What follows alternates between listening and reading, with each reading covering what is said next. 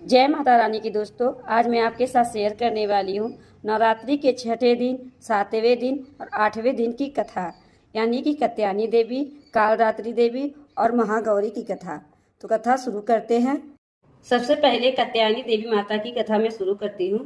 कात्यायनी देवी को छठे दिन पूजा जाता है। कात्य गोत्र में विश्व प्रसिद्ध महर्षि कात्यायन ने भगवती पार्वती की उपासना की, कठिन तपस्या की। उनकी इच्छा थी कि उन्हें पुत्री प्राप्त हो। माँ भगवती ने उनके घर पुत्री के रूप में जन्म लिया, इसलिए यह देवी कात्यायनी कहलाई। इनका गुण शोध कार्य है, इसलिए इस वैज्ञानिक युग में कात्यायनी युग में कात्यायनी का महत्व सर्वाधिक हो जाता है। इनकी कृपा से सारे कार्य पूरे हो जाते हैं। यह वेदनाथ नामक स्थान पर प्रकट होकर पूजी गई माँ कात्यायनी अमोघ फलदायिनी है। भगवान कृष्ण को पति रूप में पाने के लिए ब्रज की गोपियों ने कात्यायनी देवी की पूजा की थी। यह पूजा कालिंदी यमुना के तट पर की गई थी, इसलिए यह ब्रज मंडल की अधिष्ठात्री देवी के रूप में भी प्रतिष्ठित है। माँ कात्यायनी शत्रुहंता हैं, इसलिए इनकी पूजा करने से शत्रु पराजित हो जाते हैं और जीवन सुखमय बनता है। जबकि माँ कात्यायनी की पूजा करने से कुंवारी कन्याओं का विवाह होता है। नवरात्रि के छठे दिन भक्त का मन पूरी तरह से माँ कात्यायनी को समर्पित कर देना चाहिए। माँ कात्यायनी बृहस्पति ग्रह की स्वामिनी मानी जाती हैं। कात्यायनी देवी की पूजा करने से माता की कृपा बनी रहती है और बृहस्पति ग्रह से संबंधित दोष से भी छुटकारा मिलता है। तो दोस्तों, यह थी कात्यायनी माता रानी की कथा। तो अब हम नवरात्रि के सातवें दिन महाकाल रात्रि की कथा शुरू करते हैं। नवरात्रि के सातवें दिन यानी महासप्तमी को माता कालरात्रि की पूजा की जाती है।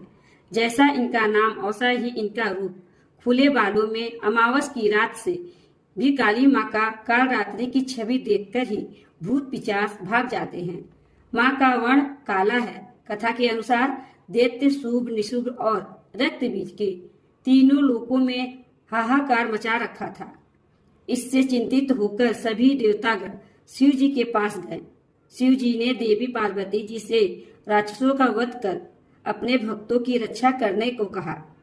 शिव जी की बात मानकर पार्वती जी ने दुर्गा रूप धारण किया और शुभ निशुभ का वध कर दिया। परंतु जैसे ही दुर्गा माता ने रक्त बीज को मारा, उसके शरीर से निकले रक्त से लाखों रक्त बीज उत्पन्न हो गए।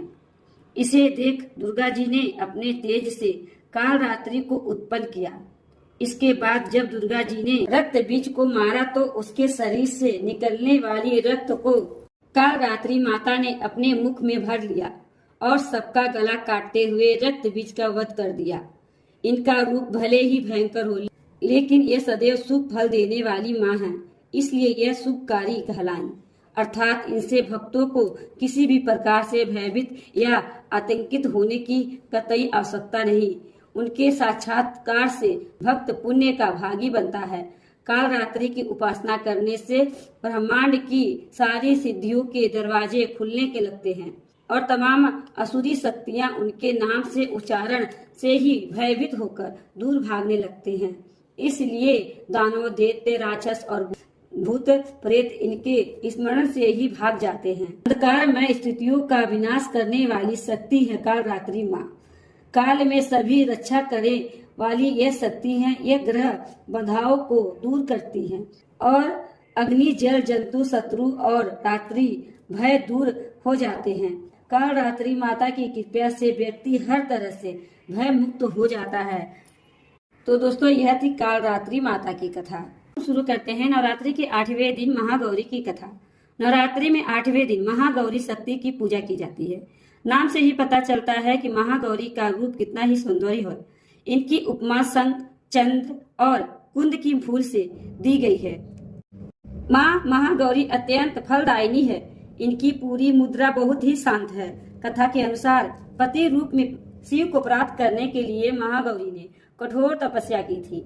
इसी वजह से इनका शरीर काला पड़ गया, लेकिन तपस्या से प्रसन्न होकर भगवान शिव ने इनके शरीर को गंगा के पवित्र जल से धोकर कांतिमय बना दिया।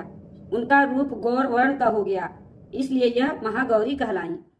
यह अमोघ फलदायिनी है और इनकी पूजा से भक्तों के तमाम पाप धुल जाते हैं। महागौरी की पूजा अर्चना, उपासना, आराधना कल्याणकारी है। इनकी कृपा से अलौकिक सिद्धियां भी प्राप्त होती हैं। महागौरी राहु की स्वामिनी मानी जाती है। जो भी व्यक्ति माता की पूजा अष्टमी के दिन करता है उसके सारे पाप धुल जाते हैं और माता महागौरी की कृपा उसे प्राप्त होती है। तो यह थी महागौरी माता की कथा। तो दोस्तों, माता रानी की ये 3 कथाएं आपको कैसी लगी? अच्छी लगी हो तो लाइक कर दीजिएगा, चैनल को सब्सक्राइब कर दीजिएगा। माता रानी की कृपा आप सभी पे सदा ही बनी रहे, इसी कामना के साथ अगले वीडियो मिलते हैं। जय माता रानी की।